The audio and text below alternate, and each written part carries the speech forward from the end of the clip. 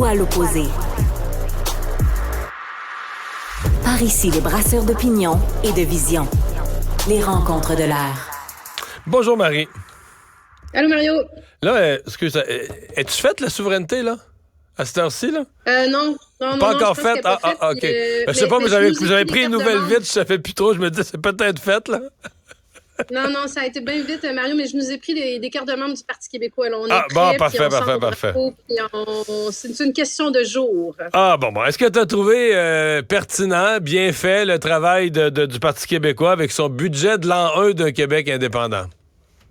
Oui, puis je dois te faire une grande confession. Tu sais, Mario, on en a parlé la semaine passée, puis je disais, tu sais, ça va-tu vraiment, y a-tu vraiment du monde qui parle de ça autour de la machine à café? Puis est-ce que ça fait vraiment partie des priorités des Québécois? Est-ce que c'est vraiment comme le contexte pour en parler? Moi, j'ai trouvé que Paul Saint-Pierre Plamondon, bon, tu sais, je penserais pas sur le fait que la conférence de presse avait l'air un peu bric-à-brac. Là. Les drapeaux du Québec étaient pas dans le bon sens. Il était tout seul sur scène. Il y avait personne en arrière de lui. Ça aurait pu avoir un petit peu plus de oomph. De panache, là, ouais. Oui, de panache. Puis là, c'est un PowerPoint. Tu as l'impression que c'est un professeur d'économie 103 au cégep qui te présente ça. Tu sais, je m'attendais à quelque chose d'un petit peu plus, un discours enflammé, mais on n'était pas là. Ceci dit, c'est un exercice courageux. C'est un exercice très rigoureux. Tu sais, il a présenté justement avec calme. Je pense que c'est peut-être ça qui va rejoindre les gens. Au lieu d'être dans moi, je veux faire la souveraineté à tout prix, peu importe les conséquences pour le Québec, il était avec un discours qui était très posé. Voici le plan de match, voici où on s'en va. Tu sais, 2024, il y a son projet de réplique à l'initiative du siècle, là, au projet d'immigration du fédéral. En 2025, il y a son livre bleu sur l'indépendance. Puis là, en 2026, quand on va être dans le dernier droit vers l'élection, il y a sa définition de citoyenneté québécoise. Donc, tu sais, il a déjà dit, voici vers où j'avance pour me rendre à l'élection de 2026. Donc, tu sais, il y a vraiment un plan de match, c'est très, très clair. Moi, j'en ai parlé un peu autour de moi aujourd'hui, puis les gens ont plusieurs questions sur des questions vraiment que je trouve très pertinentes, qui sont les mêmes questions qu'au référendum de 95, puis certainement à celui de 80, mais qui sont, bon, on va faire quoi avec les pensions de vieillesse? Comment on va ramener ça? C'est des questions très terre-à-terre, financières. Mais ce que je trouvais intéressant dans le discours de Paul Saint-Pierre Plamondon aujourd'hui, c'est qu'il ramenait ça justement à des priorités. Au lieu juste de parler de souveraineté puis d'indépendance pour d'indépendance, puis la trajectoire d'un pays puis d'une nation, il a ramené ça à des priorités sur le financement qu'on pourrait donner aux aînés. Comment on est capable de financer davantage nos services publics, nos écoles qui tiennent avec la broche, nos services de santé qui s'en vont nulle part. Le fédéral, visiblement, n'est pas dans la bonne direction là-dessus.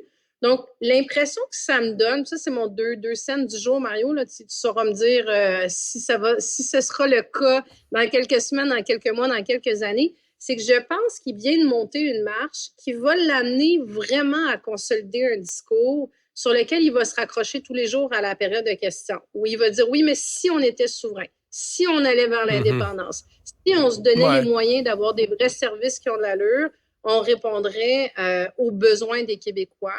Et je pense que ça peut raviver certaines flammes et peut-être en allumer d'autres aussi. Moi, je vais t'avouer, tu sais, j'étais un peu sceptique avec même l'utilité de l'exercice, là. Mais, tu sais, si j'avais une aiguille là, sur un cadran là, c'est un travail cochonné comme un mauvais travail de cégep jusqu'à c'est extraordinaire, en termes de qualité de document, 84 pages, je l'ai lu d'un bout à l'autre.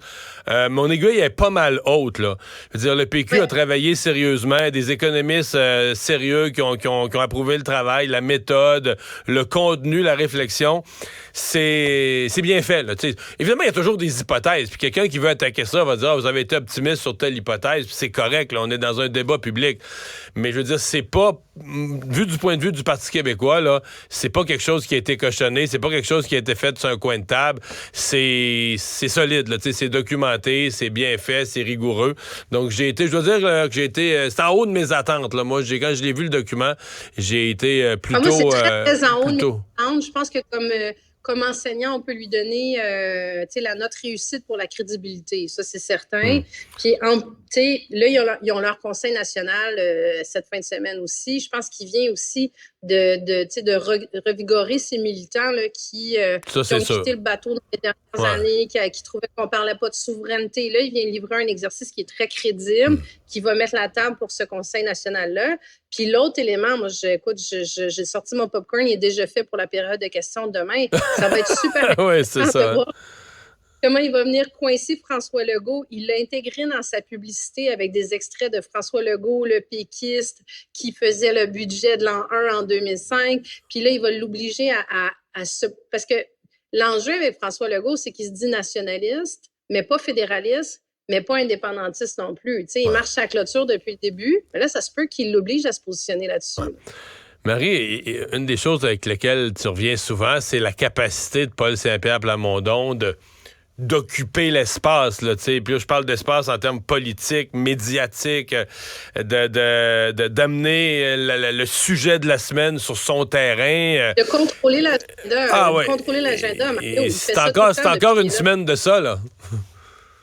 Ben, c'est exactement ça. Il y a je veux dire, le serment à l'automne dernier, tout le monde trouvait ça un peu ridicule. Moi, je trouvais que c'était vraiment une bonne idée. Là. Je l'ai dit publiquement à plusieurs reprises pour avoir été moi-même mal à l'aise de faire ce serment-là. Mais tu sais, on disait, ça fait-tu vraiment partie des priorités des Québécois, le serment?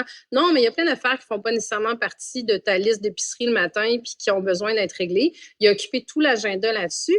Puis là, force est de constater qu'il est encore en train d'imposer l'agenda politique parce qu'on a parlé de ça toute la semaine dernière. On est en train d'en parler aujourd'hui. Puis ça reste que demain matin, qu'est-ce que tu penses qui va se passer à la tribune de l'Assemblée nationale pendant les fameuses mails de presse qui vont être faits avec Québec solidaire, avec le Parti libéral du Québec, avec la CAQ? Ils vont se faire questionner sur qu'est-ce qu'ils pensent du budget de l'an 1 qui ont été déposés par Paul Saint-Pierre Plamondon. Puis on peut imaginer que ces questions en chambre demain vont être sur ce sujet-là aussi. Donc, c'est ça, il contrôle encore l'agenda et il amène les autres partis sur son terrain. Puis là, encore là, tu peux voir ça de deux façons. Peut-être que pour François Legault, c'est une opportunité de ne pas parler de toutes les difficultés qu'il y a à l'heure actuelle dans nos services publics, en économie, l'inflation, les taux hypothécaires et compagnie, en attaquant seulement le Parti québécois. Mais Paul Saint-Pierre Plamondon, c'est pour ça que je trouve qu'il a trouvé la façon assez maligne aujourd'hui de ramener ça à des enjeux quotidiens et à obliger François Legault à se positionner sur un endroit où il n'a pas été positionné. D'après moi, François Legault, il y a eu des grosses rencontres avec son équipe aujourd'hui. Marie, merci beaucoup. On se reparle demain. Mario. Au revoir.